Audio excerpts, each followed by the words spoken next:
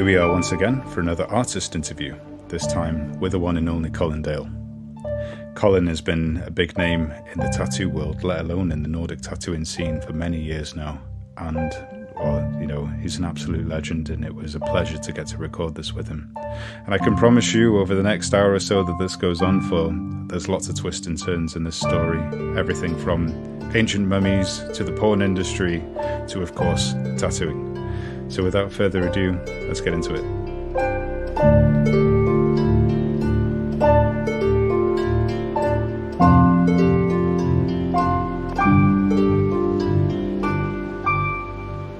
All right, Colin, how are you doing? I'm doing all right. How about yourself? I'm very good, yeah. Hopefully getting through lockdown? Just about, yeah. Hopefully it's not going to last much longer, but yeah. So how about you? Oh, we got another couple weeks left, and then we can go back, hopefully, unless they extend it. But yeah, we've been off since the middle of December, so yeah, until March. So it's been a long stint. Yeah, it's certainly going to be very strange to become tattooers once more. Yeah, I know it just from the going away for a couple months at the biking markets, and then getting back to the studio, and the first couple machine tattoos you have to do. That machine is just so heavy. Oh yes, yeah. That's what I found as well. Like I've done a couple of small pieces on myself by machine as well as hand poke, and it is like that thing of I almost forget how hard it is on the hands having like that, just holding a machine again. Yeah, well, it's the different. Yeah, because I like to think of it. The hand tattooing is it's actually using the opposite muscles of the machine tattooing. You know, Exactly. You're using the machine to do, like with us, we use it for dot work, but the machine's doing all the work, but you're lifting the machine. So you put it down to the skin and it makes the dots, and you're constantly like using your wrist to lift. Whereas if you're doing hand tattooing, you're doing just the opposite. You're going and pressing down, down, down to make the dots. Yeah. It's the same movement, but it's using different muscles. Yeah. So, for people that are listening that don't know so much about your work, you, well, for a start, you do a lot of hand poke. You do more hand poke than machine work, don't you? Really? Now I do, yeah. I've been really working on pressing it the last several years for different reasons. Mostly for ego, I think, because there's been a real boom in the biking markets with hand tattooing, and a lot of really amateur work coming out, not just in the biking markets, but in the tattoo scene in general. All these hand poke kits and stuff you can buy now, and all these little YouTube videos to go and get people started, and just seeing a lot of really bad work. So I was trying to show some good work, and show some larger work, and show what could be done with the tools. Trying to press the boundaries of it, of what you normally see with hand poke tattooing. Yeah. Well, that's certainly one of the reasons behind your Facebook page, Traditional Nordic Tattooing, as well. Yeah, that was another thing, because we were coming up to, I started a few years back, and it was just when we were coming up to the market season again. And like I said, there's been too many amateurs out on the markets. They're outnumbering the professional tattooists and doing some really bad, unhygienic work. So I wanted to show some good work, and just opened up the page, and just was showing a bit of my stuff and some other friends' stuff that I'd find online, and then it just sort of exploded after that, and it's just amazing how many people are following the site now. Indeed. So just for people that aren't aware of the situation in Denmark pre-lockdown, obviously, the Danish authorities cracked down on tattooing at markets because there was people jumping the fence, jumping in and tattooing without gloves with one needle on many individuals, wasn't there? And it was crazy. It's sort of been a combination of things, because we had several incidents where people were going and like jumping the fence and going and coming in and tattooing without, like sanitary stuff, using the same same needles on different people and stuff like that. But at the same time, the government has also been trying to crack down on this. Yeah. So we had these amateurs on the markets that were going and fucking it up. So the markets were actually considering closing it down. And at the same time, you had the government coming in with all these new restrictions and laws about tattooing, trying to go and regulate all tattooists now. So everything was at the same time, and it was getting like really really hard to tattoo because the legal rules for tattooing are almost impossible to do on a market setting. Yeah. A lot of things they have in the new laws are you need soap and hand sanitizer wall mounted above your sink and stuff like this, and you just don't have a sink in your tent. You don't have like walls in your tent that you can mount things on. So it's it's going to be interesting when we go back and how we can arrange things that we can do it. But we've always done it safely and hygienically, but doing it also according to the laws that are set in for the general tattoo studios now. Well, just digressing slightly, I want to take the opportunity to say that so what you were saying about the whole point of showing that tattooing by hand or hand poke, stick and poke, whatever you want to call it, that you want to show that it can be done to a high standard because there's a lot of people out there, and in fact most people that don't really know anything about it for a start will just think if it's done without machine then it must be primitive and a bit shit, which is not the case. Like No. So just as say like metalwork, let's just say in the Viking Age for example, the metalwork was out of this world. The metal workers now find it difficult to replicate what was done then. And a lot of them can't do what was done then. Exactly.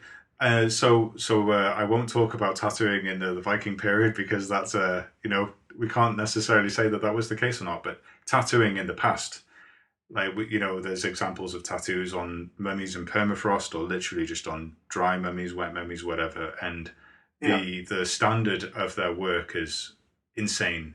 And again, like tattoos done by needle and thread in Greenland, their line work is so precise and so tidy, like that most people by machine couldn't even do that now. Yeah. So that's something that like people get very wrong, as we both know, that when it comes to that idea, if you're going to tattoo without a machine, that it should be a bit shit. Not the case at all. No, and that's one of the things you find on the markets as well and in the hand poke scene, people going and making excuses for bad work by going and saying that it's supposed to look rough. It's done by hand, which is not the case. That's one of the worst cliches that you hear out there now. But I think with the handcrafts in the Viking Age and stuff, it was something people took pride in.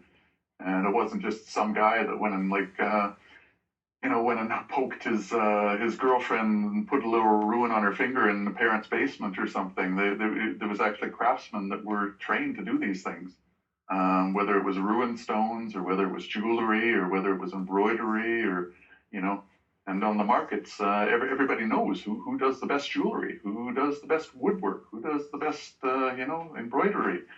But for some reason, they don't look for the best person to do their tattoos sometimes. Well, I think that's the thing is if you're new to it, because say for instance when I first got into the whole going to the Viking markets, like our mutual friend Hannah, she was sort of leading me around at one point because I was like, that looks nice and shiny. She's like, no. It might look good on first impression, but stay away. There's better. And I mean, that's the thing is... often people want something from somebody they know, so I can understand that. If you, especially with something so intimate as a tattoo, if you feel comfortable with the person, you're going to trust them a lot more than maybe somebody that's better, but that you don't know. Yeah. And again, just before I get, before people think I'm getting too carried away on my high horse about standards, you are completely right. Like the whole thing of if you have a tattoo that isn't even that great, is if it's done in a wonderful setting by a wonderful person, it can still mean more than if the aesthetics isn't perfect. Yeah, I used to say you can always, if you have a good design done badly, it can still be a good tattoo. But if you have a bad design, doesn't matter how good the tattooist is, it's still going to be a shit tattoo.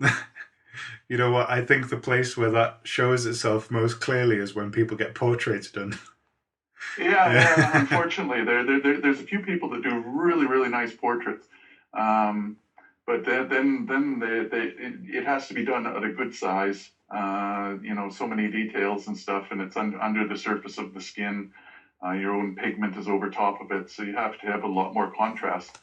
And when people first started doing the portraits, I've seen a lot of these like award-winning portraits that were done by these great artists, and then you see it healed up, and you can't recognize it. But then people started realizing this. They started learning from it, and they started going and doing like sort of what you would call hyper realism, where they do a portrait, but they put in like solid black, or they put in like colors that are almost like they're so vibrant that it looks like a cartoon. But after it heals, it looks fine, and it will hold much better that way as well. You're getting much more contrast than you would have in the actual photo, but it becomes a better tattoo because of it. It's crazy, but that's the thing as well, isn't it? Like when it comes to with a tattoo, obviously we mostly do black work in one way or another, so it's not as much of a concern for us. But the whole idea that the tattoo is basically going to be it will heal under the skin, so it's almost like Yeah, imagining a layer of tracing paper on top that's yeah. covering it. So it's like a filter you're looking through to see the ink. Yeah, But yeah, yeah, even with us though, you have to realize like contrast is really important. You see all the like a lot of the tribal work done in the 90s and stuff, where it's all after it's sort of spread out with time, all the negative spaces all closed up, and all these like old you know Celtic designs and tribal designs that just look like shit after a few years because people were doing them too small, not enough contrast, not enough room for the tattoo to grow. yeah, So yeah, I think that has to be took into consideration also with us. definitely, yeah. So talking of tattoos over time and stuff, then um, would you tell me how was it that you got on your journey into being a tattooist? Then where did it start? Like where did it start with art first of all? Art. I've always enjoyed drawing. Always done drawing. Never been great at it, but yeah, I've always enjoyed it.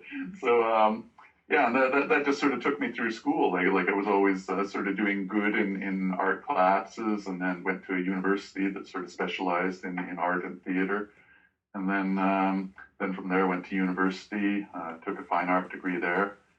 And it was during that time, like during when we were young, my brothers, they built a tattoo machine back when we were about 15 or something, and proceeded to scar themselves for life with it.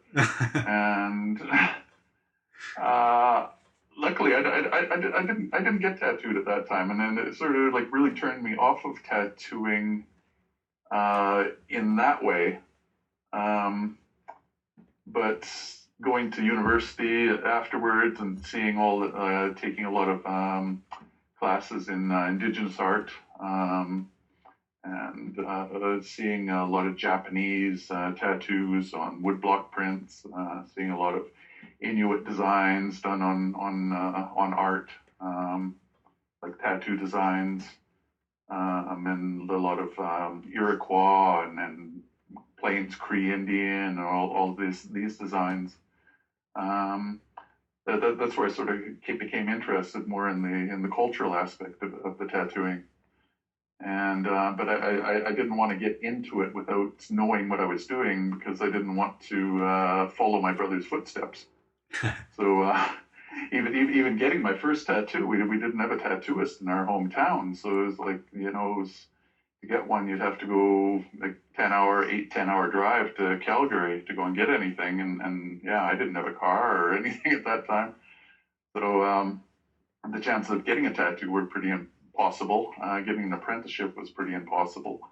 But yeah, I was still interested in it, and just sort of kept it on the back burner for years. Eventually went traveling over to Europe and Asia, and seeing tattoos there, the Sankyant, the Thai temple tattoos, and all of these.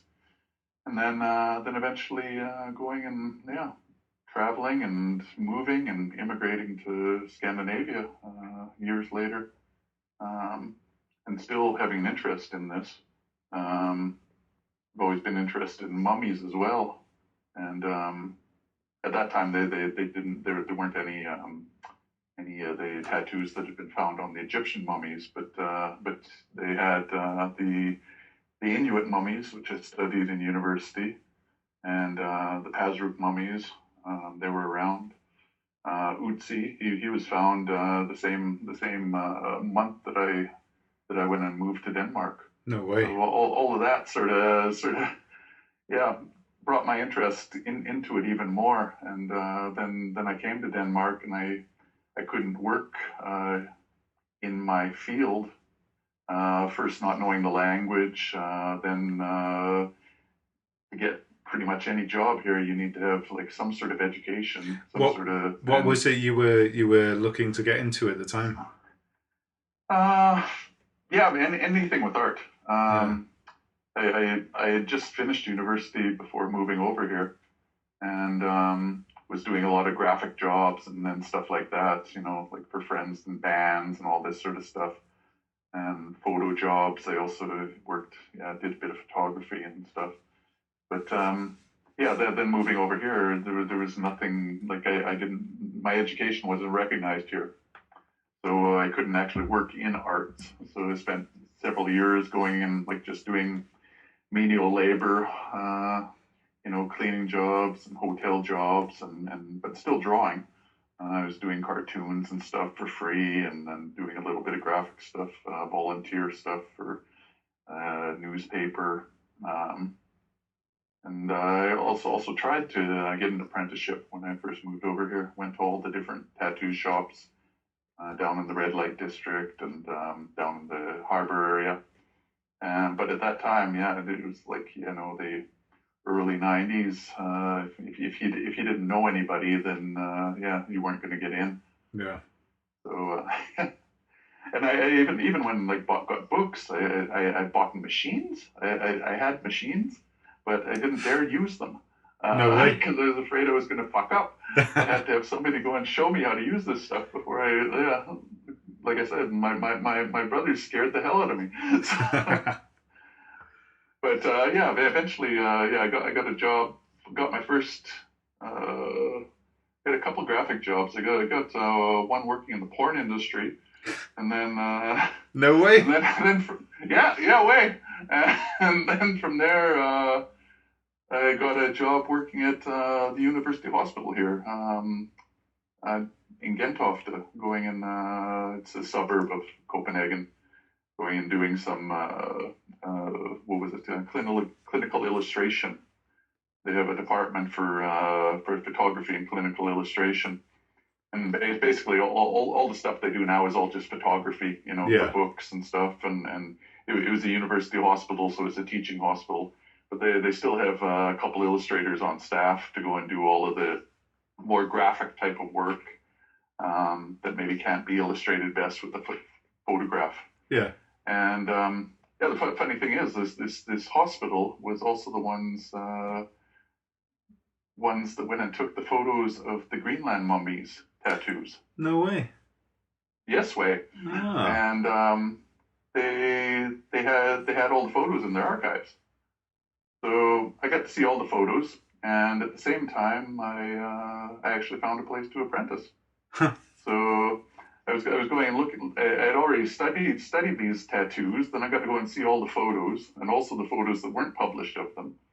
And then I was apprenticing at the same time. So sort of all came around.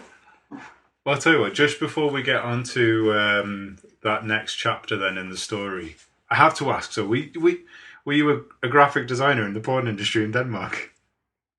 Sort of. I went in for I'd sit like I said, I wanted to work with art or graphics. Yeah. So I would apply for anything, any job that came out that had to do. I would apply for it. Yeah. And I remember there was one it was I even applied for fucking Disney. Going and doing stuff for Disney at that time in Denmark. But there was one that I went and applied for. It was called Courage Communications, I think, and it was they were looking for a graphic artist, so I just sent it in. And then it was a year later or something. They sent me a return thing going and saying that they were looking for somebody. They might have sent me one earlier saying that we aren't looking right now. I don't know, but I sent out hundreds of these things, just trying to find something rather than cleaning toilets. So. Yeah. But I got this one, and they asked me to come for an interview. So I went and had to go down for this interview. Bicycled all the way across town, and ended up at this place called Rodox, and went in there.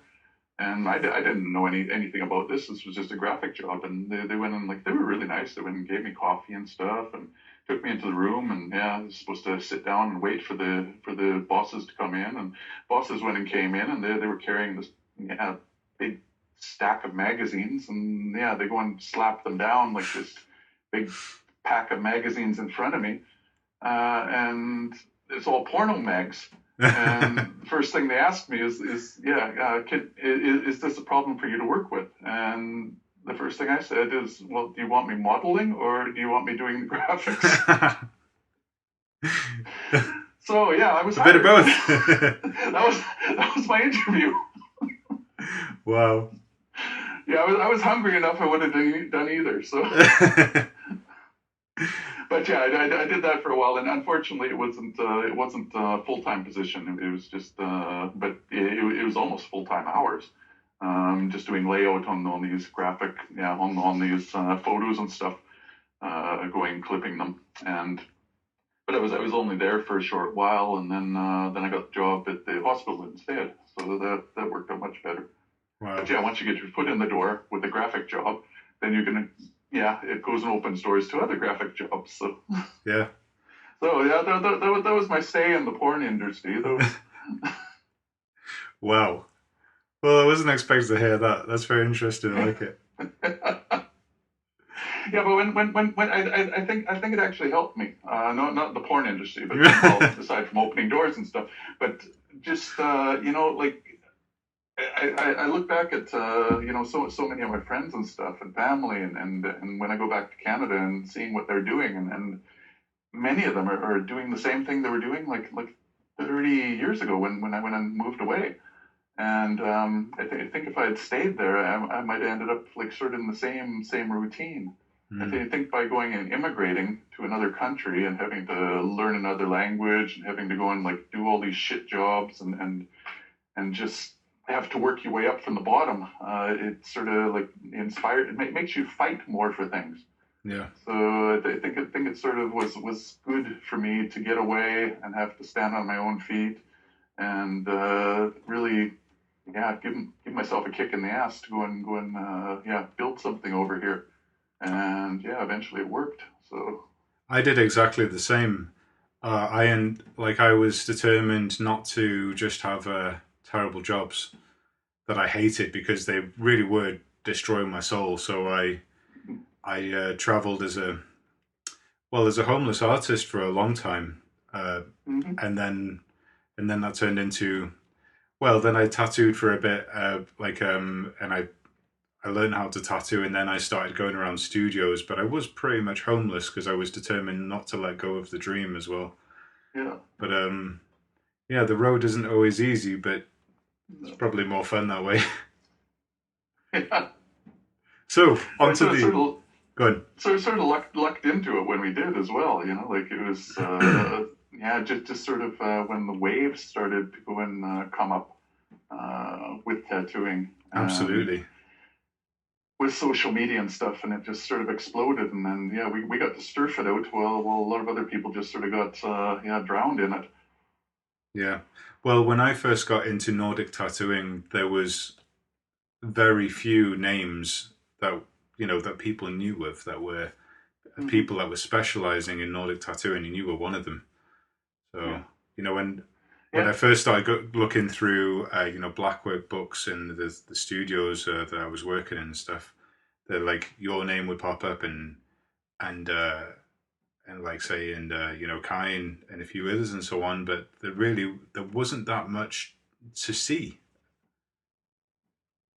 No, and that was imagine where I started. Like even before that, the only there were only two other Nordic artists that I knew of, and that was Jörn and Eric. Uh, Jörn lived in Aarhus. Eric lived in Copenhagen, so I approached Eric first Yeah. and brought him all my stuff and showed him all of my drawings, and yeah, and he said no. Um, but yeah, a few days later, he sent me a letter, and it just happened to the right place at the right time because the girl that was working for him when was quitting. She was been planning on quitting and gave him notice that she'd be there for the next year. So I got to apprentice that year. Yeah, mostly under her hand actually. She was showing me all the stuff. Eric was always busy working. No way. But yeah, so that was sort of that. I just yeah, like I said, sort of lucky being in the right place at the right time. But it's also that I was in that place. I put the effort into going to all these places. I put in like the hundreds and of applications to things. Eventually, something yeah hit at the right time. Yeah. So it's sort of luck, but you make your own luck as well. Yeah. Determination is definitely a part of it. Yeah, yeah, So that was Konstapekroppen in yeah, Denmark yeah. then. Yeah.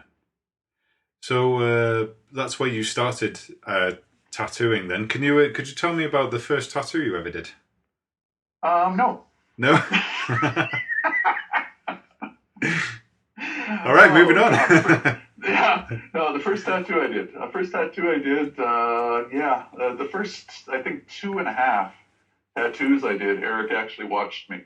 Um, he had never shown me like anything. It was basically like sink or swim. I got to watch him, and then it was basically one day he just sort of gave me the machine and told me to go and set it up, and I had to like know that just from watching him, not actually from him actually showing or teaching me it. So I luckily was able to put it together, Wow. and then had to get a few people that I could practice on, do a few tattoos. And the first one I did, yeah, I remember it because I went and set up the machine. I was all ready to go. My hands were shaking and sweaty. And picked up the machine, and the machine was heavy enough that my hands didn't shake anymore. And then I went in to put in the first line, and the needle broke off the bar. No way. Yep, it just broke off the bar. It was sticking out of the skin. And I had to stop, like that first line, I had to stop. I had to go and break down the whole machine, get a new needle, put the new needle in, and then by this time I was a fucking wreck. It's like, I was nervous to start with, and then that happened. Bloody hell. But yeah, I got through it, and it turned out all right. Uh, and then did a few more, and then started the hand tattooing as well. So yeah, Nice. and that hand tattooing I really preferred because it wasn't as stressful, and you didn't make mistakes as quickly. Yeah. With a machine, you can fuck up really quickly. With hand tattooing, you need to be really, really bad and persistent to go and like really, really fuck it up. but there are people that actually do that. Yeah, I actually I meant to add it in before, but I'm going to take this opportunity to say, like, not only is hand tattooing, if it's done nicely, it's easier on the person you're tattooing. It's less Yeah. painful than a machine. The sensation is very different because it's a lot more intimate, but it usually hurts less. But it's also generally easier on the tattooist as well, isn't it? Like it's not as hard as on our hands as it is with a machine. Yeah. It's like I said, less stressful and stuff, and the machine's going and hitting like 60, 100 times a second. So it's really hard on the skin. You can draw a line on the skin, but it's actually like almost ripping the skin as you go through it. Whereas the hand poking, it's just you put in so many dots that make a mark, and then you just continue on. So it tends to be it takes much longer though. Yeah. That's the thing. So yeah, it depends on what type of pain, If I find often when I'm doing large pieces, often my male clients, they prefer machine, many of them. I don't know if it's because I think it's because they want to see the end result really quickly, and they're willing to go and put up with horrendous pain, just to get it over with as quickly as possible. They can hold out for anything just to get this piece done. Whereas many of my female clients are more turning towards the hand poking, where it's more of a I don't know, more of a journey than a destination. Sometimes you have to. It's often not something you can do, like the larger things, not something you can do over one visit. So they come, like over several times, like every couple weeks or every month or so, and just eventually like see the buildup of this, and eventually it becomes like the finished product. Not sure if it's because of the less pain or if it's because it's just more intimate. Not as hard on the body. It's Whereas the guys, they don't care. It's like a rite of passage. We're gonna fucking get through this. Yeah. God, I'm always amazed by, say, when I've tattooed a few people that say have come over from America, Australia, New Zealand, and they're here in Wales, and they're like, okay, I'm here for 5 days. I want to get this done because I don't know if I can afford to come again. So I'm like, okay, all systems go. Let's do this. And again, it is amazing that some people can just sit and just endure like all. But of course, I do my best to try and make it as comfortable as possible to go through that experience. But it doesn't change that it's a lot of tattooing. Yeah. It was less comfortable now at the new studio. It's a lot more relaxed because I just take one client a day. Before I was taking, I'd have 2 appointments a day, and if I could fit one in between, then I'd do that. Sometimes people were wanting small things. Sometimes I'd have up to five clients a day. And there was very little room in the old studio, so we were just sitting on these little office chairs with the little rolly wheels on the bottom. And sometimes you'd have a client going and fainting on you and stuff because they're going and sitting up all stressed and tensed and. But now I got more room, so lay them down on the massage table and just more relaxed, and just don't have people going and like fainting on me anymore. Or if they do, they don't fall so far, so they're already lying down. Exactly. Yeah, that's always a bit of a mad one because obviously we're doing our best to try and read the person that we're tattooing. But at the end of the day, to read someone properly, you've got to have your eyes on them. And when you got your eyes on the skin, you don't know always know. No. Nanda's come into the studio sometimes, and after work, she'd back when we were in the other studios, after work she'd come by and go on her way home, see how I was doing and stuff. And sometimes she'd come in there, and I'd have like some clients lying there. After 7 hours, they're like totally white, going and sweating. They haven't peed or eaten anything, and she would just tear into me for going and torturing this person because they didn't realize that they could take breaks, they could tap out, they could have a pause. I hadn't told them anything. I'm just working. Yeah. But she'd come and rescue them and go, and it was like Stockholm syndrome or something. She'd come rescue them, give them chocolate, let them pee and stuff, and then I can yell at me a bit. And well, yeah, I can certainly I can be guilty of that as well. There was actually a moment where the timing of it was you know, it was spot on for this. It was at Mallorca, and I was tattooing this lady, and she said, "I want this piece done, and I want it done now." Because again, it was another. I don't know when I'm going to see you again, so just crack on and do it. So I was like, okay, work mode, let's go. So I was just powering on through and doing this piece on her arm, and she broke, like her resolve broke, and she burst out crying. And I felt so guilty because again I was doing a tattoo and I was doing a terrible job at reading her, and that was the moment Tor was walking past, and and Tor just shouted at me. He's like, "Sean, you're a butcher." And I was like, "It's not as bad as it looks."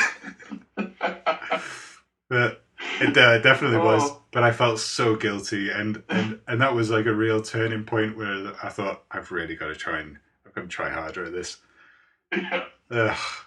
But yeah, you also can't get too involved because if you take on all of the person's pain, then you aren't going to be able to do your job either. Of course. That's one thing I find hard is when a person's going to get like pulling away or whining or twitching, and then you just get stressed and you try to do things like softer on them, but then you have to end up going and doing it like twice to get like the same result. So it's not saving them any time. You know, you're taking more time putting them through longer pain than actually just going and like cracking down, getting it done, and putting the blinders on. Yeah. You can't be a sadist. But sometimes you gotta. It is balance. Turn it off. I know a lot of fantastic artists that have tried to be tattooists, and they couldn't. They just didn't have it in them mentally. They were too not soft, but too empathetic with their clients, and they couldn't get the job done because they were so worried about hurting the people. You just have to be able to turn that off and focus on what you're doing sometimes. I remember just your story about Mallorca. I had one I was tattooing a girl at a convention, an Irish girl, one time, and I was almost finished the tattoo. I was hand poking it, and like I said, I usually don't have people faint on me, but she was sitting up. Another one of those things, small, cramped location. But she ended up going and fainting, and I went and caught her on her way out of the chair onto the floor. Caught her in my arms and just sort of holding her there, and she's twitching and doing the chicken. Yeah. And then eventually like the eyes roll around and she comes around and she's going like looking up into my face, and I went and like I just looked at her and I went and said, "Was it good for you, darling?" And you know that if you've ever passed out before and you wake up, you have no idea where you are. Yeah. She was fucked. She was total. It was mean. It was funny, but it was mean. She had no idea where she was. Just looking up at this big burly Viking guy that's going and like saying, "Was it good for you, darling?" Oh man, I don't think I've ever passed out actually, though. No, not from tattooing. No, I've never. Well, certainly from alcohol, but that's very different, isn't it? Yeah. Well, we talked before about what I was going to ask you about. I came up with a list. I'm trying to get back to it. I'm trying to remember. Oh yeah, okay. So I wanted to ask you about your travels then and tattooing over in like Polynesia and stuff, because you have your defined style known as Polynesian. Yeah, the Polynesian was actually a very, very good friend of mine. She was because I never, it's really hard. People getting into this whole cultural appropriation stuff and stuff now, and at that time, there weren't a lot of tattooists. You weren't able to specialize. Yeah. You had to do everything that came in the door. People would come up with all sorts of different things, and then you had to go and like do it as best as you could, because there were no like Polynesian tattooists coming over to Europe and doing stuff. And I was interested in Polynesian and all the other indigenous type of tribal tattooing.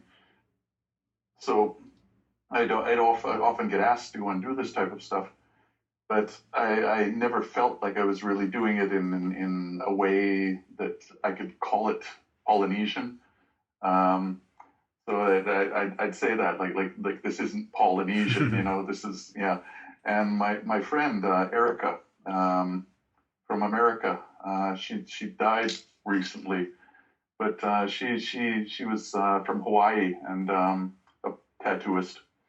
And she came up with the term Polynesian. She said you aren't doing Polynesian, you're doing Polynesian, and it just sort of stuck. Because I didn't want it wasn't meant as I'm creating my own style. It was meant that this is not authentic. This is definitely not authentic. It looks nice, but it's not real Polynesian. But going and working a lot of the tattoo conventions and stuff. In the early days, you just sort of show up and they put you in a booth. But then there were a few of the tattooists, like Paula Zuluape and some of the Japanese artists that would come, and they'd actually like give them a platform to work on. They'd be working sitting down, and they'd be dressed in traditional clothing and stuff. Polynesians and their sarongs and the lava-lavas and the Japanese and the kimonos, and they'd be sitting and going and tattooing by hand. And I wanted to hang out with the cool kids.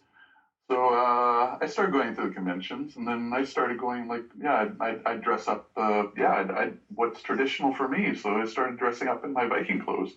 I'd go to the convention in my Viking clothes, and I'd start going and like tattooing sitting down and on the platform like the rest of them, and like trying to hang out with them. That's cool. And eventually, so I started going like talking to them and getting to like make good friends through this.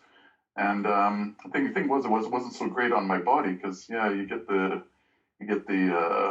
Polynesians. They're going and working with like the owl and the hand tap tools that are these tools average like maybe a foot or a foot and a half long, and they're going and tapping with these, sitting up nice and straight and reaching out and tapping with these, and they got another person helping stretching. And the Japanese as well, they're going and working with their Tabori tools, and the tools are quite long shafts to them, and these Japanese guys are quite small as well. So they're sitting there cross-legged, like they're used to in their culture as well, and going and tattooing away with these long tools. And then I had this fucking little handle with needles on, and it could fit into the palm of your hand. And I'm like 6'3" and sitting cross-legged and trying to go and like bend all the way over to go and like tattoo people.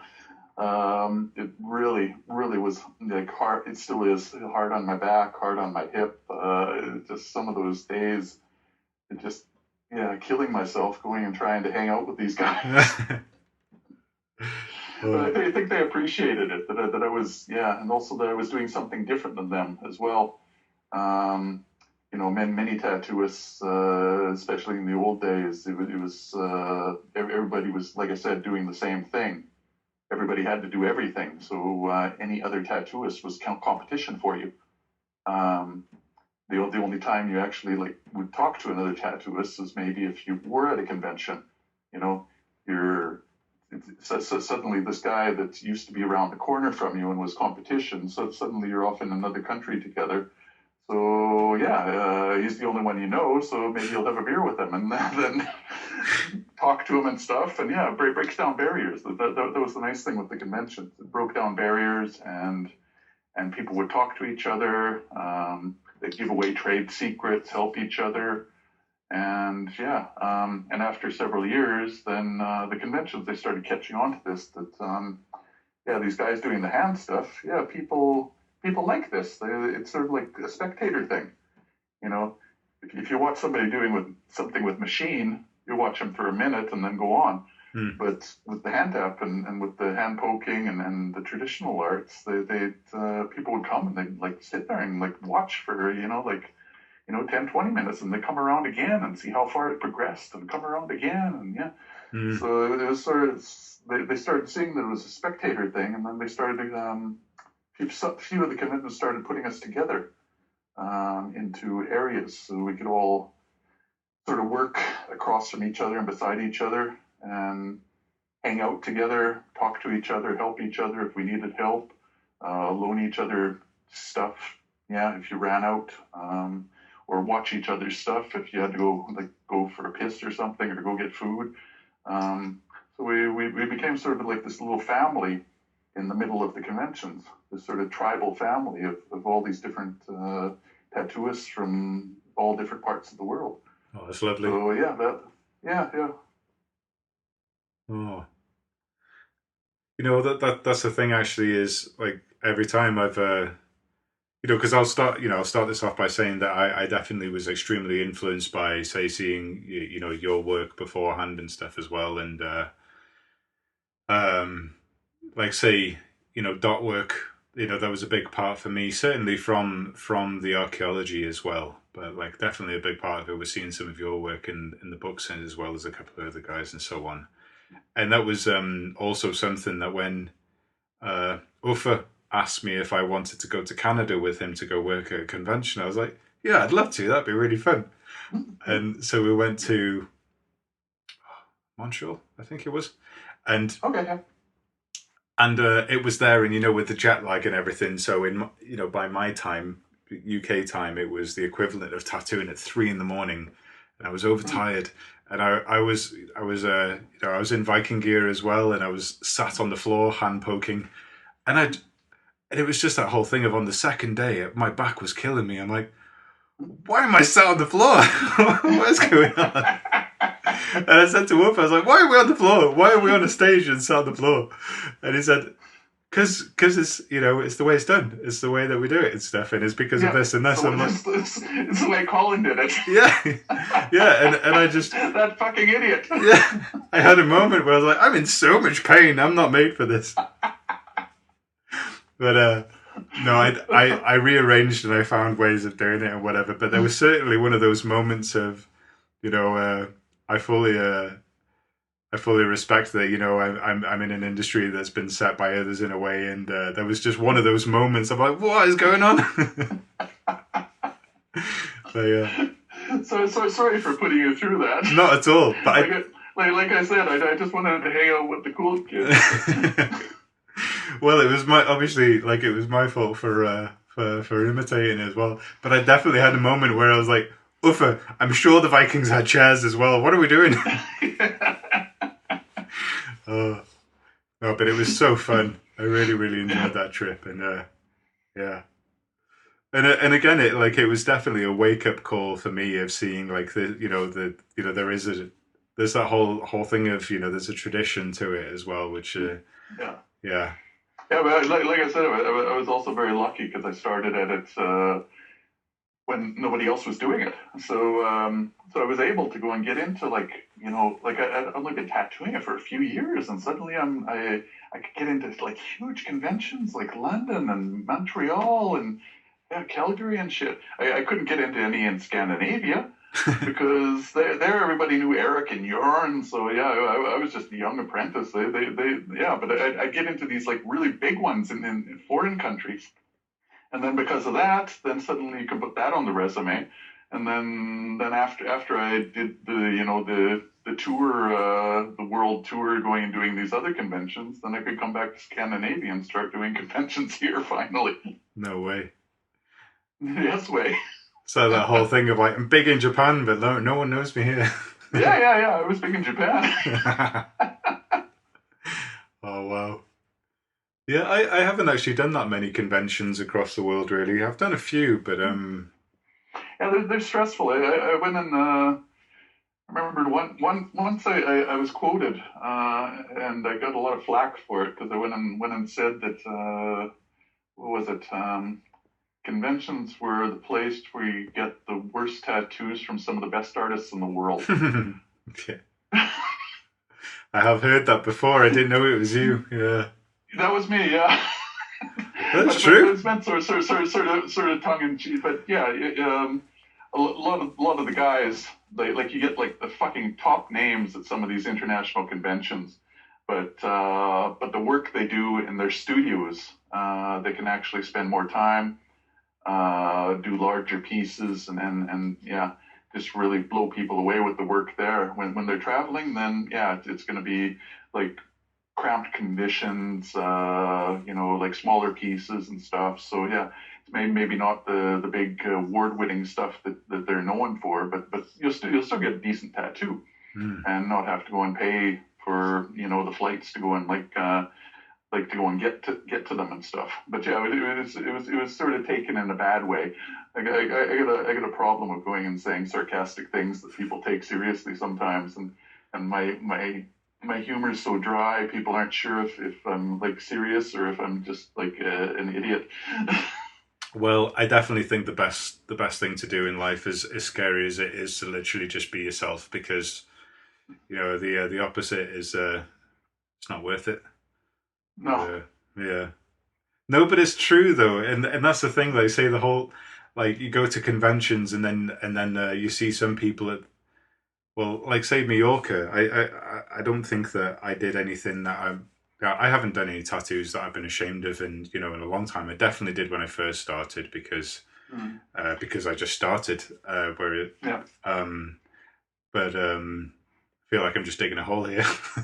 No, but the whole but, thing. but but it is Yeah, it it's is a true. learning process. So yeah, Yeah, there was probably the stuff you did when you started was the best you could do then, exactly. and now you're doing the best you can do now. So Yeah, yeah, but no, but nothing to be ashamed of. yeah, but with conventions though, when people all of a sudden get excited that they're out and they get to see their friends and they're partying until 4 in the morning every night. Yeah, Oh God. and then having to be there and tattoo at 10 again. Yeah. Yeah, yeah. Oh, but I don't. I mean, yeah, I don't really. I don't really party in the way that I used to anymore. So hopefully people are No. safe. Yeah, that's the thing. Like the most of the like they've had to calm down a bit. Most of my friends that I used to party with at the conventions. Most of them are vegans. Most of them don't drink anymore. Like totally straight edge. Yeah. I'm the only one that's drinking anymore. Because yeah, I think it's because I've never had bad experiences with it. I've never done it to that extreme. I was always the guy that was there and have some drinks, but I don't like. I feel uncomfortable being like really fucked up in Yeah. another foreign country. Exactly. Um, so I'd be usually the one that was going and like being the chauffeur, looking after people, getting them home and shit. So I never really had any bad experiences, so I had no reason to quit. Yeah. Yeah, that is certainly one of the things when I started traveling as well. That was a real game changer because I'm like, I'm not sure if I'm gonna sleep in a bed if I get messed up tonight. So Mm-hmm. yeah, but So I've slept in too many parks and beaches in my days. So yeah. well, so I just wanted to ask then about because we've had so many talks about tattooing at conventions and obviously when I visited in the past few times and stuff, and I've been pretty fascinated by some of the things that you've mentioned. So I'm going to bring it up now. Um, I really like that you were saying once about the idea that like of the tribalist sort of view of tattoos of you like them to be sort of bold and clear from a good distance so it literally shows your identity, your tribal identity from a distance and not just up close because you Yeah, do yeah. very Well, bold in the old work. days, it was to go and show who you were. If you had like a tattoo that yeah, people had to go and you'd have to see it from about 20 meters away or so. If you got 10 meters away, then it's dangerous. If you get 5 meters away, well, you're dead. Yeah. Yeah, definitely. So yeah, I worked on I've never seen one of these reality programs before. I just hear about them. But there was one called, what was it? Ink Masters or something? Yeah. Yeah. I don't watch it, but I've heard of it too. Yeah. They had a Swedish version of it. I think they had bought the rights to it or something. And a couple tattooists I knew were, there were three judges that I knew from the tattoo community over there they're really good tattooists. They were on this show, and for each episode they'd have a different guest artist come in, depending on what the theme of the of that week was. And they had a tribal theme one week. For one of the episodes, they had a tribal theme, so they went and asked me if I could come over and be one of the guest judges on this program. And that was one of the first things I went and said to them. We never got to do it because of the program. But my idea was that you just start by going and judging these things like from 20 meters away. If you're having a tattoo competition for tribal, set them 20 meters away, go and pick out the best ones you want to see, come closer, then pick out the best ones you want to see, come closer, and by the time they actually get to you, then you're down to like 3 or 4 contestants. Yeah. Yeah. Tribal is meant to be seen at a distance, and when the whole, neo-tribal thing, when it exploded in the 90s, unfortunately, the whole tattoo community was still into this bubble of this old school that you had to do everything. You couldn't specialize in a style because there just wasn't enough customers to support you, unless you lived in a harbor town, and then the sailors would come in and then get all these military tattoos during the Second World War or something. But most of it was you had to do everything. So people, when the tribal came out, everybody was also having to do tribal. But there were like maybe a handful of people doing good tribal and neo-tribal, and everybody else was just going and taking that and making it into stencils and slapping it in the middle of the shoulder and outlining it and like a tenth the size of what the original was. Yeah. So a lot of the negative space would like fill out with time. Often these guys putting in the black didn't know how to put in black, so they were overworking the skin. You get a lot of scarring over tattoos at that time. It's just a mess. Going to professional tattooists and getting like really, really crap work because it's in a style they aren't familiar with. And I think that's sort of Then after that, people started specializing because luckily you started getting magazines, tattoo magazines, not just your basic biker magazine that came out with a tattoo special, but you started getting tattoo magazines, tattoo books, a few books, Hardy Marks, Donna Hardy's series of books, and then some magazines started coming, so people had access. They could see like good tattoo work.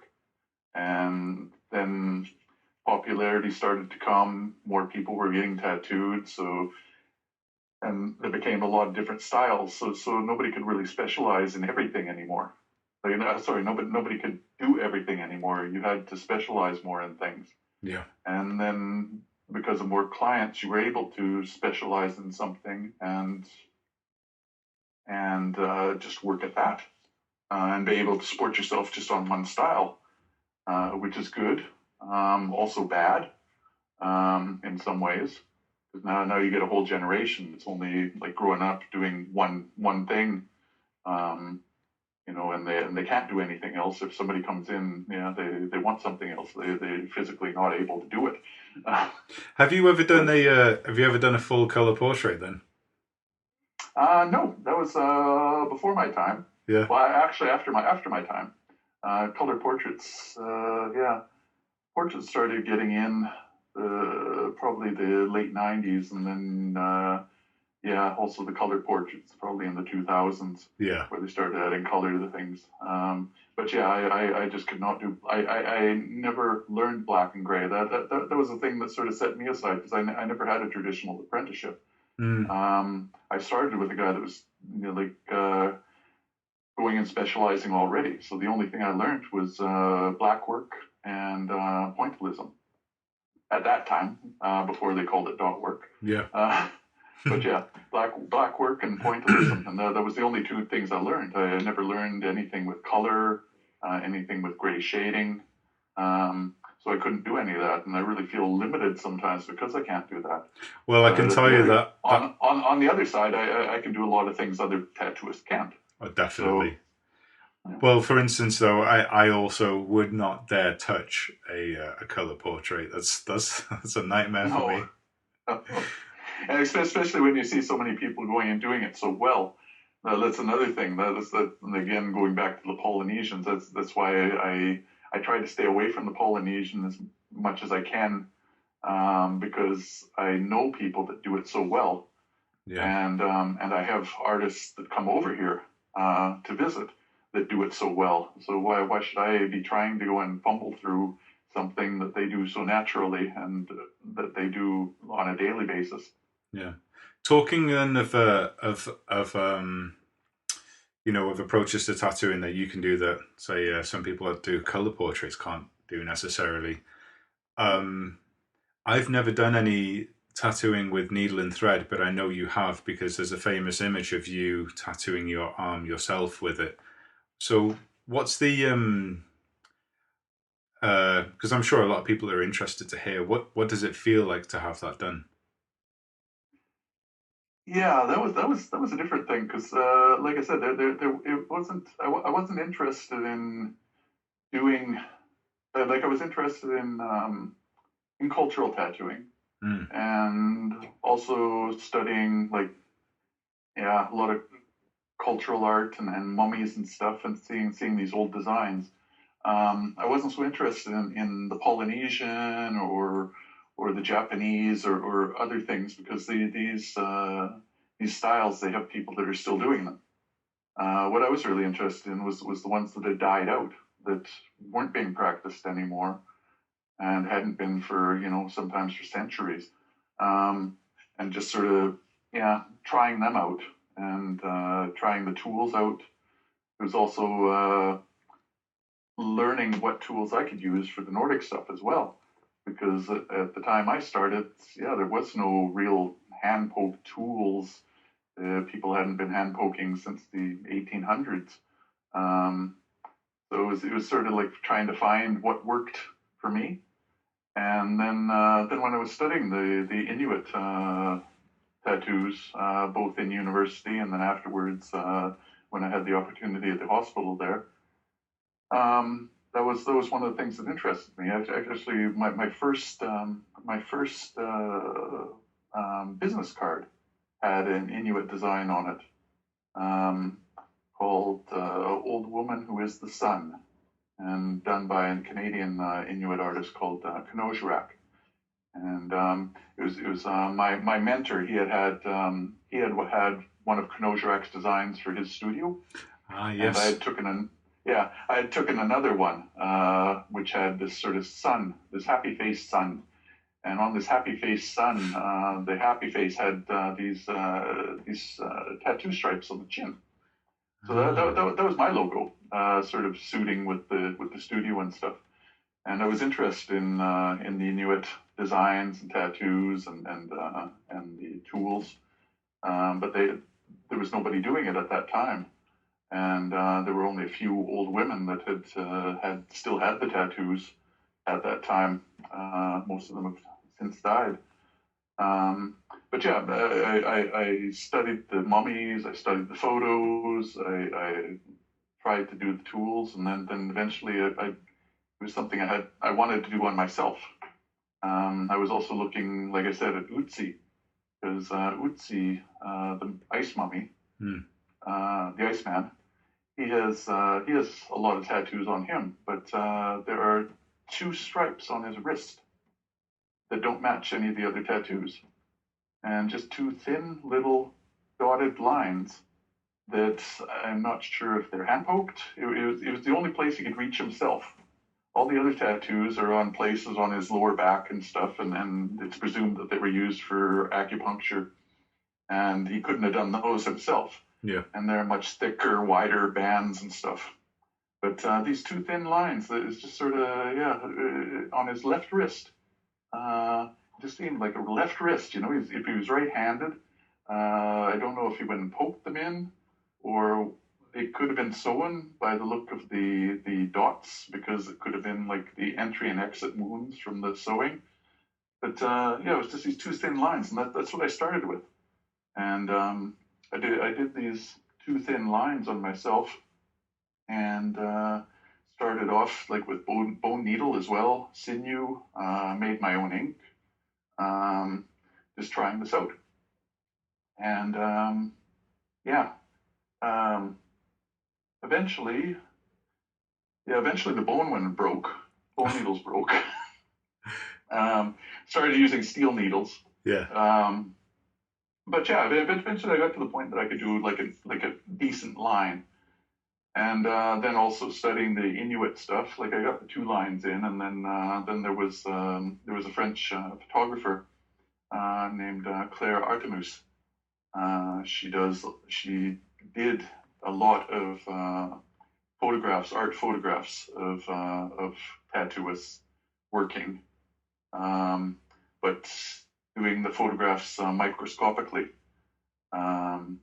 Her father was a biologist and like a doctor of biology or something, and had this microscope when she was a child that she got to see at his work and stuff. And so she was doing these macro photographs of the tattooing process. Wow. And beautiful photographs. And the thing is that like once you get down to that level of detail, the skin becomes a landscape. These little drops of blood become, like entities. They're like insects, or the like mountains, and it looks like she called it body landscapes, and because you couldn't tell that this was a tattoo at all. It looked like craters on the moon, or like ravines on Mars. So anyway, she came to go and photograph.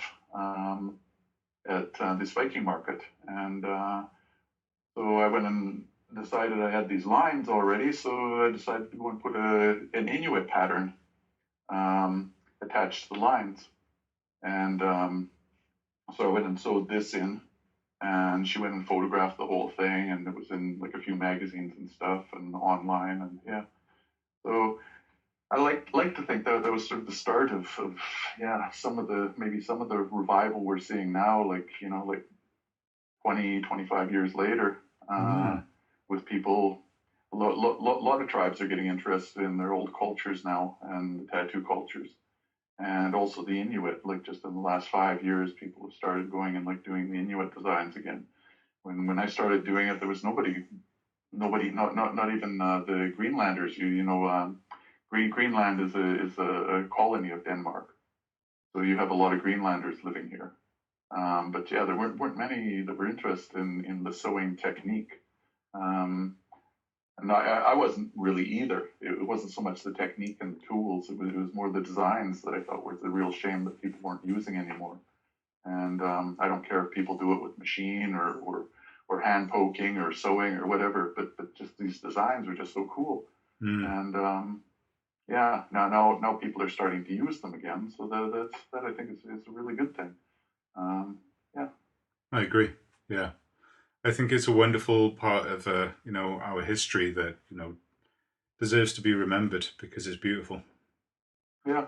We were also over. I have a friend who does Dmitry Babakin from Russia. He specializes in Marcasian tattooing, and is really well known for that. But he living in Russia, he organized a trip to Chukotko a few years back, and that's in northern, yeah, what would it be? Northeastern Russia, as far as you can get in northeastern Russia before you get into Alaska. Like it's as northeast as you can come, and before, yeah, you start, I think about 20, you're about 20 kilometers from Alaska up there, and the tattooing, the Inuit tattooing tradition had carried on longer there. Probably because of the isolation, whereas in Alaska and Canada and stuff, people were maybe more integrated into the Western culture by that time. But we actually found some of these old women that still had the tattooing, even though all of them have died in Canada and Alaska. There were still a few up in Chukotko that still have these traditional tattoos that have been sewn in. No way. So that was really incredible experience to go up there and meet some of these old ladies and hear their stories. Yeah, like I said, partly the tradition carried on longer, but also a lot of these women, they also got tattooed very young. There were a couple of them, they got these tattoos when they were like 5 years old and stuff. So that was, and they said that it was already dying out then. Like a few of them, their parents, like, were really upset that they got these tattoos. It's just a 5-year-old running off and getting a tattoo. Yeah. No, there's this one lady, yeah, her aunt had done it on her when she was looking after her, and the parents just fucking flipped out. That's amazing. That's not something they want to carry on, that's and now these women as well, they yeah, it's almost like the culture has to die before it can be reborn. Sometimes, because these old ladies, they're actually like a little bit ashamed of these designs, these tattoos. They don't think that the young people should get them. I don't know. It's because they converted to the Russian Orthodox Church, or if it's something else. But yeah, the young people aren't interested in either over in Russia. Whereas it's starting to have a popularity over in Alaska and Canada and stuff. And yeah, so maybe it will come back in Alaska, but it may have to die out first, Yeah. Very strange. Yeah. Well, that's something that I find a little bit like, as you know, I'm extremely fascinated and interested with Nordic art. I've, I love Nordic art, but I also love Celtic art, and for where I am around here in North Wales, there's a wealth of artifacts that were found of designs that, the more I look into them, I'm convinced that they would have been tattoos as well. Especially with the accounts that we have that the Romans said that they you don't know if it's true or not, but either way, I'm going to do it. I think I trust an eyewitness account that's been written down than somebody going and refuting it, like 2,000 years later. Exactly. But even so, the thing that I have of trying to say, like, this design is from here, like, and you were from here. Let's do this on you. And it's hard. It's harder for me to get people to do that than it is from someone that's traveled over from Germany and like, I want British Iron Age art. I'm like, okay. Yeah, good, but awesome. But there's a part of me that wants to do local designs on people from where they are as well, because it feels like there's a magic in that too. But it's such a strange combination sometimes, isn't it? But again, maybe you don't know what you don't know what you've lost till it's gone or something. Yeah. But as well as that, like, say, I know it as well, because I'll go to the conventions and I'll be tattooing like some girl in Polynesia with a Nordic design, and I just think that's so cool. That I'm able to like share my culture like halfway across the world, with somebody else from another culture. Absolutely. And often, you get people, it also seems to be a new thing with this whole,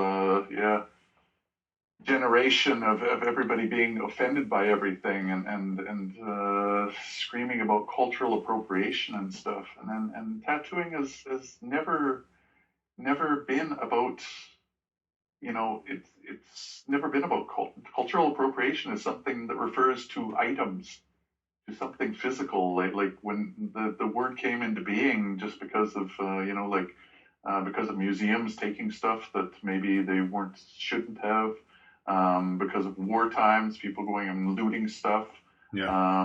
and taking it to other countries and stuff. That's what cultural appropriation was about. It has nothing to do with like personal body adornment.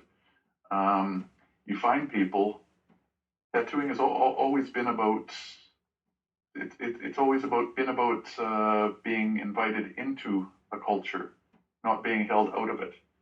Being hauled out, that's a Western ideal. That's something that came in with sort of the bikers yeah.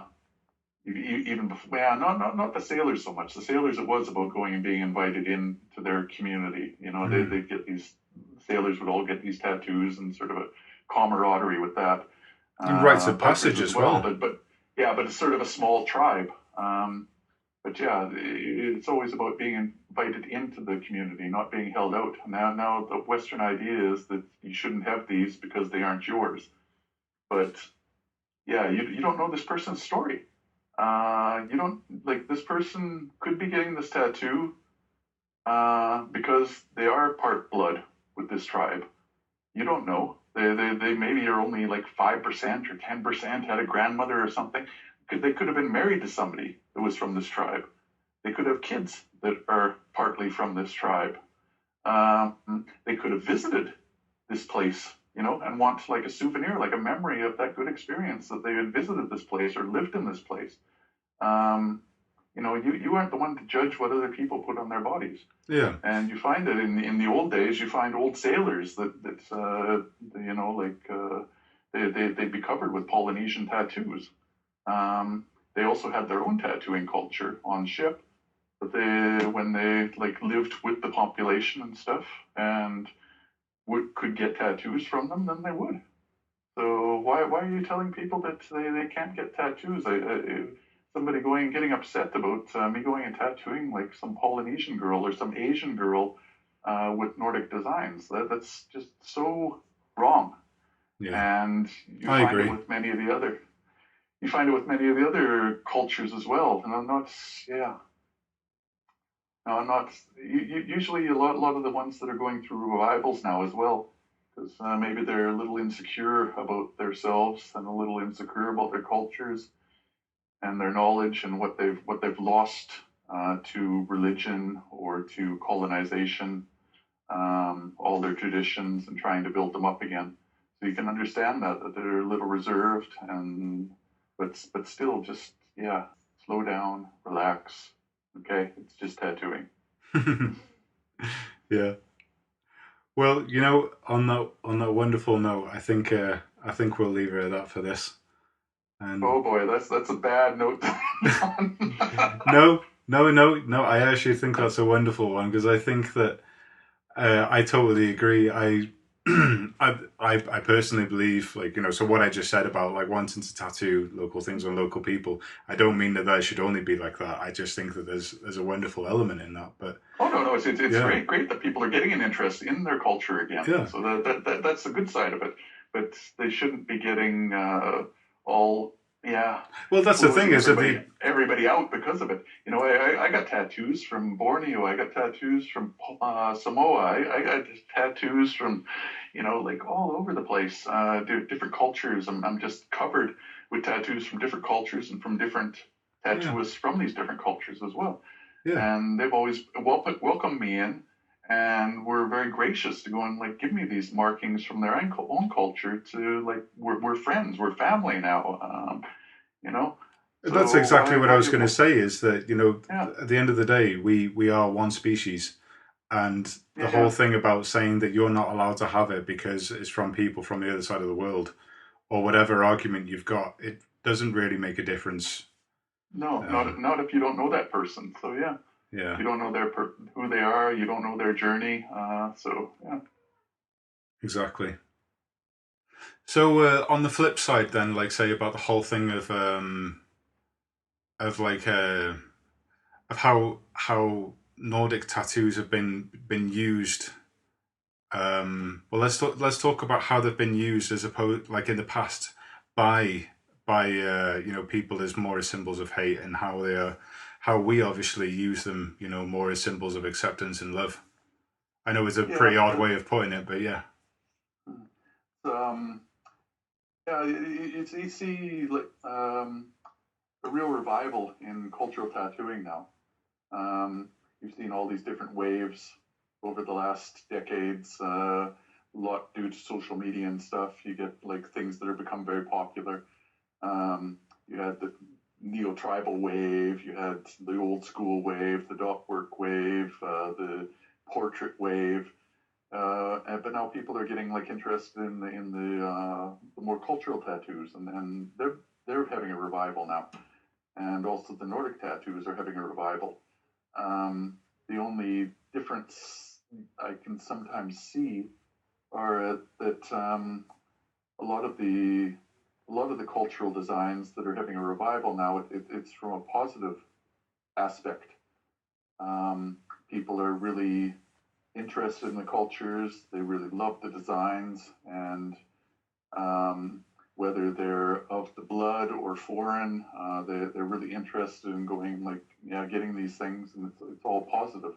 Whether you're getting a Polynesian tattoo because you've been to Polynesia, whether you're getting some Inuit sewing or something because it's for your mother or whatever.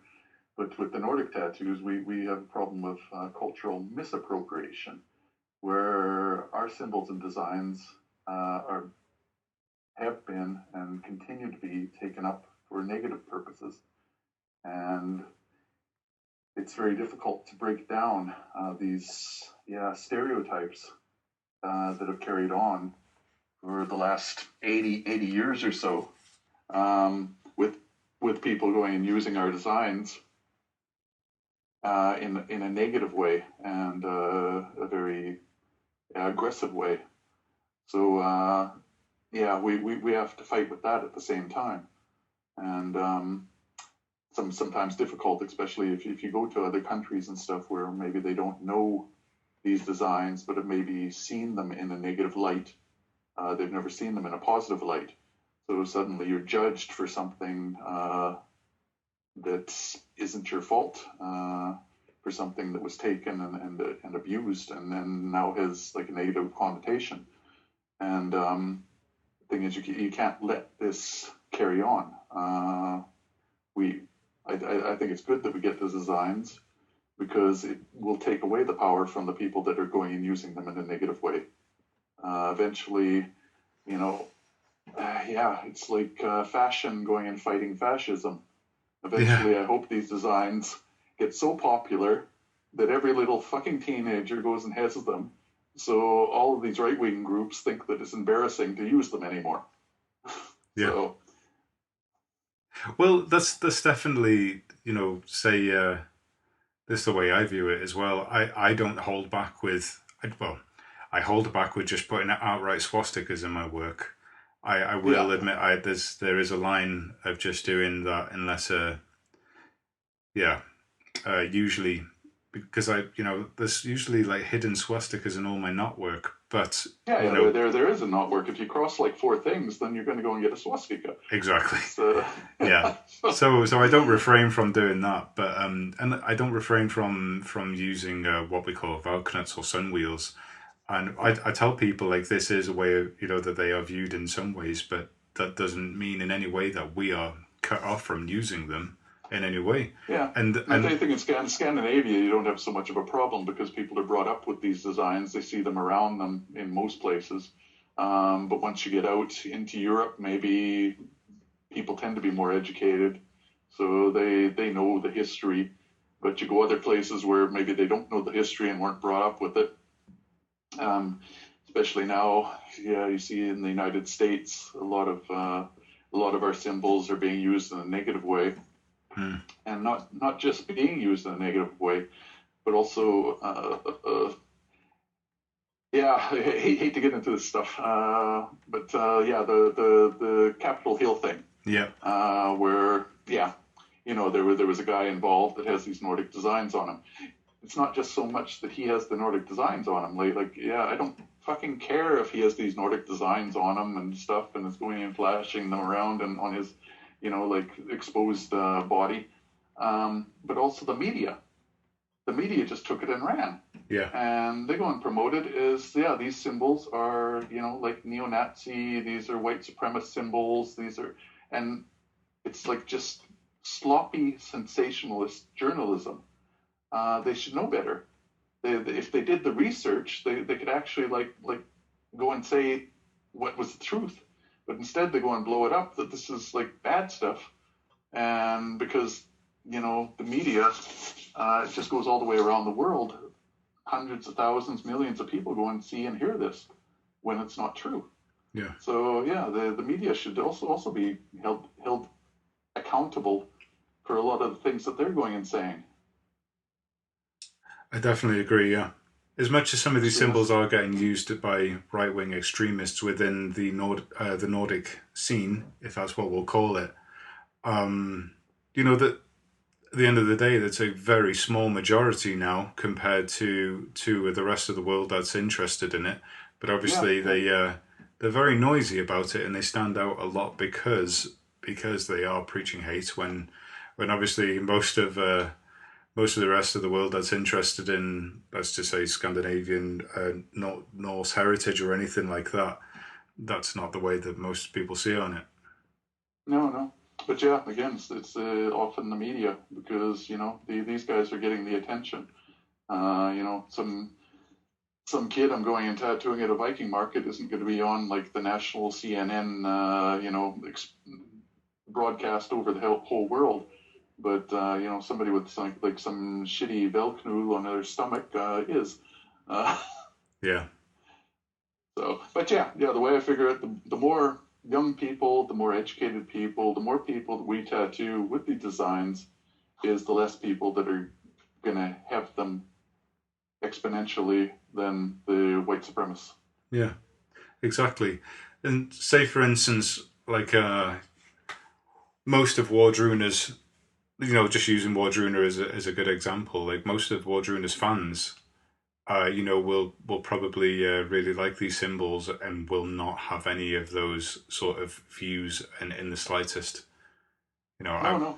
And then that was the thing. I was talking to Kai as well about his tour in the States with Heilung, because here like over Europe they had like really great crowds and stuff, and over in the States they went over there and they also had great crowds, but they also had some incidents of people not wanting other people to be at this concert because of their gender or their race or their sexual preference, and getting all upset that this was theirs, and not wanting black people there, or not wanting Native American people there or stuff.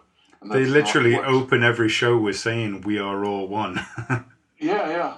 And the thing is that Kai, like he was so exhausted after that tour, just because of all this stuff. But then at the same time, he realized how important like he really didn't want to go back to the States again, but he realized how important it was that he does go back, because he has to go and do this to go and stop that sort of mentality. Yeah.